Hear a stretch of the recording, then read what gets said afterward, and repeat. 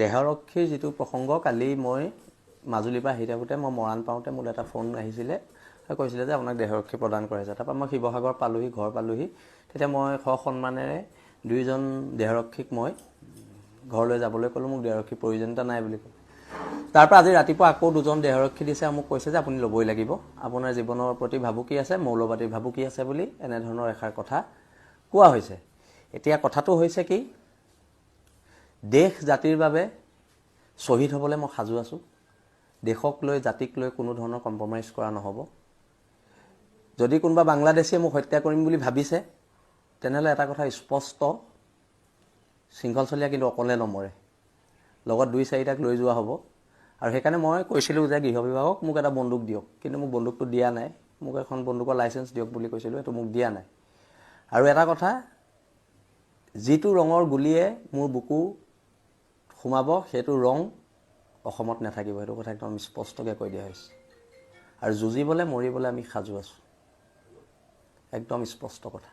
আৰু অনাগত দিনত খিলঞ্জীয়া মানুহৰ, হিন্দু মুছলমানৰ ঊৰ্ধত গৈ খিলঞ্জীয়া মানুহৰ অধিকাৰ ৰক্ষাৰ যুঁজখন আমাৰ চলি যাব। আৰু বীৰ লাচিত সেনাৰ প্ৰত্যেক সৈনিক মোৰ সাহস, অসমৰ খিলঞ্জীয়া জনগণ মোৰ সাহস, আৰু খিলঞ্জীয়া জনগণে মোক নিৰাপত্তা দিব বুলি মই সদায় ভাবোঁ।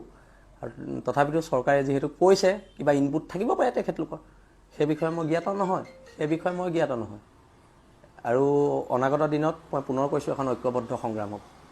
দুইজন গুৱাহাটীৰ পৰা আহিছে, তেওঁলোক স্পেচিয়েল ব্ৰাঞ্চৰ মানুহ বুলি কৈছে, আহিছে আৰু আমাক আৰক্ষী প্ৰশাসনে জনাইছে যে আমি ল'বই লাগিব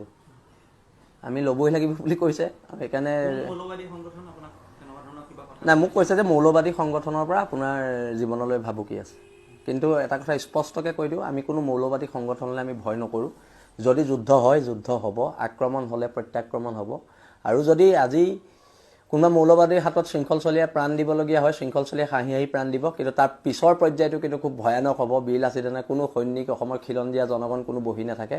এইখন যুদ্ধ যদি কৰিব বিচাৰিছে কোনোবা মৌলবাদী শক্তিয়ে, তেন্তে সেইখন যুদ্ধ হ'ব, সেইটো স্পষ্ট কথা। অসমৰ খিলঞ্জীয়া জনগণ, অসমীয়া মানুহৰ কাৰণে যদি জীৱন দিব লাগে, তাতকৈ আৰু ভাগ্যৰ কথা কি আছে?